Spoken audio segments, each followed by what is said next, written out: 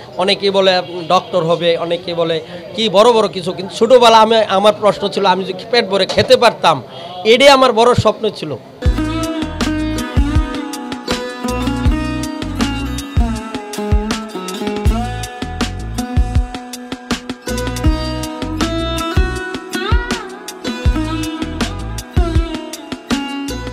যদিও বা এখন অনেকেই জানে বিখ্যাত রাজা মামা, অনেকেই প্রশ্ন করে যে আপনি বিখ্যাত রাজা মামা, আপনি ছোটোবেলা কি স্বপ্ন দেখতেন?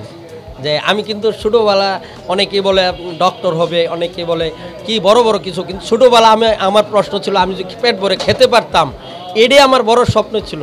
যেহেতু আমার কিছু ছিল না, যদিও বা এখন বিখ্যাত রাজা মামা অনেকেই প্রশ্ন করে। আসলেও আমি একসময় পেটের দায়ে দেশের বাইরে গেছিলাম। আমার বাবা একজন দিনমজুর, আমি ময়মনসিংহ 30 সালে আমার বাড়ি, আমার দিন মজুরে কাজ করতো আমার বাবা, খেটে খাওয়া একজন মানুষ, তারই ছেলে। আর ওই হিসাবে সংসারটা অনেক বার হয়ে গেছিলো, সংসারে মানে আমার চলার মতো খাওয়ার মতো কোনো হয়েছিল। আমি কিন্তু একসময় ইন্দুরেগততেও কিন্তু ধান তুলে খেয়েছি জীবন বাঁচার জন্য। আজকে যদিও বা অনেক দোকান হয়ে গেছে। আমরা আমাদের বন্ধু বান্ধব সহ আড্ডা দিতে আসি, আমাদের একটা চায়ের গ্রুপই আছে, চায়ের আড্ডা। তো আমরা সবাই প্রতি সপ্তাহে এখানে আসি। এখানে আমাদের বিশেষ করে আমার যেটা ভালো লাগে, তুর্কি স্পেশাল লাল চাটা ভালো লাগে, আর গোলাপি চাটা। আমার এখানে আসলে গোলাপি চাটা একটু আনকমন লেগেছে এবং খুবই মজা লেগেছে, ডিফারেন্ট। তবে যারা একবার চা ট্রাই করে দেখতে চান তারা অবশ্যই বিখ্যাত রাজা চায়ের দোকানে এসে একটা চা ট্রাই করে দেখুন, আপনাদের কাছে অবশ্যই ভালো লাগবে। আমি তো সপ্তাহে 2-3 বার আসি। আমি হচ্ছে একজন মালয়েশিয়ান প্রবাসী। আমি এখানে প্রায়, আমার ওয়াইফও হচ্ছে মালয়েশিয়া সিটিজেন, ও মালয়েশিয়ান। তো আমরা এখানে আসা হয় সপ্তাহে 2-3 দিনই। এখানকার চাটা খুবই ভালো এবং খুবই টেস্টি।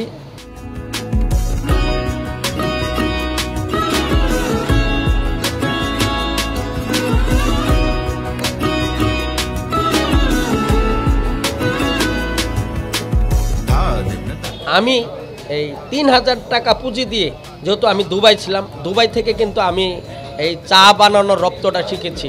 যে ভাবছিলাম যদি আমি এই বিদেশি চাটা বানাইতে পারি, দেশের মানুষ আমাকে বিদেশি কারিগর বলবে। শুধু দেশ ভাবি নাই, সত্যি বলতে আসলে বাজারের মানুষ, আমার এলাকার মানুষ, যেখানে আমি বসা 5 টাকা দামের চা খাইতাম আর বন রুটি খাইতাম, ওইখানে আমার বিদেশি কারিগর ভাববে, এরকম একটা কিছু ভাবতাম। কিন্তু আজকে দেখেন, আমি সেই স্বপ্ন যে এত বড় হয়ে আল্লাহ তাআলা আমাকে এত উপরে আনবে কল্পনাও করতে পারি না।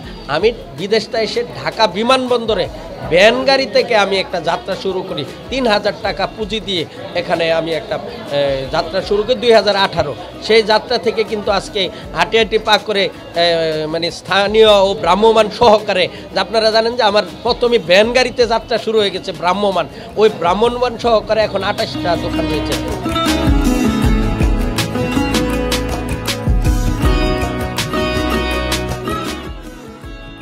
খুব ভালো আর কি, চাটা খুব ভালোই লাগছে খায় আর কি, খুব সুস্বাদু চাটা। রং চাটাও ভালো।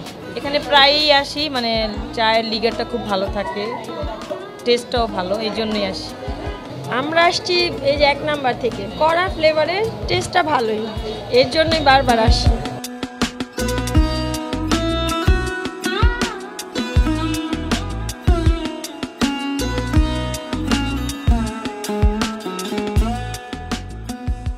আর শুধু না, আমি কিন্তু 3000 টাকা বেতন দিয়ে আজকে অনেক টাকার প্রফিট করেছি। শুধু তাই না, চাকরির জন্য কিন্তু আমি বাংলাদেশও বিভিন্ন দ্বারে দ্বারে ঘুরেছি চাকরির জন্য, আমাকে কিন্তু চাকরি দেয় নাই। আজকে আমি কিন্তু 12 থেকে 28,000 টাকা বেতনে চাকরি দিচ্ছি। একা নয়, এখানে কিন্তু 82 জন কর্মচারী আমার এখানে সবসময় ব্যস্ত রয়েছে। দেশের মানুষ এই চাকে যে এত ভালোবাসবে আমি কল্পনাও করতে পারি না। আমি কৃতজ্ঞ দেশের মানুষের প্রতি যে আমার এই চাকে সাদরে গ্রহণ করেছে। যে ছেলে ইন্দুরগতর থেকে একমুঠ খাবার জন্য ইন্দুরগত থেকে ধান তুলে খেয়েছি, চাল ভেজে সেই দিয়ে আমি জীবন ধারণ করেছি, আজকে আমি এই পর্যায়ে এসে পেরেছি।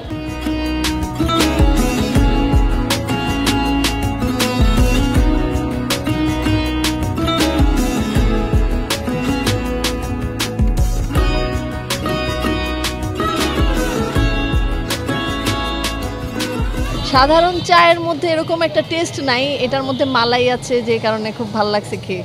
আজকে আমি প্রথমবারের মতো এখানে এসেছি আর রাজার চা খেয়েছি, খুব মজা। রাজার স্পেশাল চাটা বিশেষ করে খুব টেস্টি, খুব ভালো লেগেছে।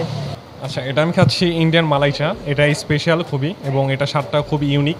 আমরা পুরান ঢাকা থেকে আসছি, তো ওইখানে এরকম চাটা খুব কম, রেয়ার, বাট এখানে আসার টেস্টটা খুবই ভিন্ন এবং খুবই সুস্বাদু।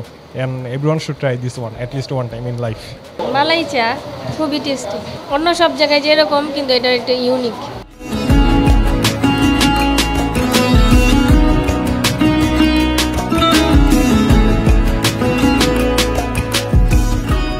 আসলে চার বিষয়টা হলো, চা যদি বাংলাদেশে দেখেন, আমার এই চাটার এই জন্যই মানুষে খাচ্ছে উচ্চবরা বীর সিরিয়াল দিয়ে টোকেন নিয়ে 50 টাকা দিয়ে চা খাচ্ছে। যেহেতু এখানে আপনারা জানেন দেশের চা হয়তো 5 টাকা 10 টাকা 15 টাকা এই চা কিন্তু বাংলাদেশে তেমন না, হয়তো হয় 15 টাকা 20 টাকা, কিন্তু আমি এই চা 50 টাকা করে সিরিয়াল দিয়ে আমার এখানে এই চা খাচ্ছে।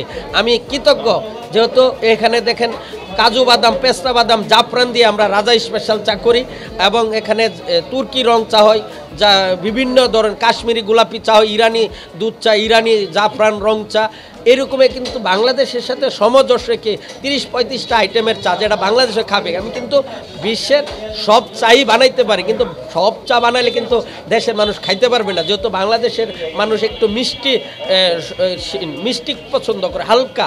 যেহেতু আমি যদি এখানে আরাবিয়ান গাওয়াটা দিই তাহলে অনেক তিতো হয়ে যাবে, এটা সম্ভব হবে না, অনেক তিতো হয়ে যাবে, খাবে না।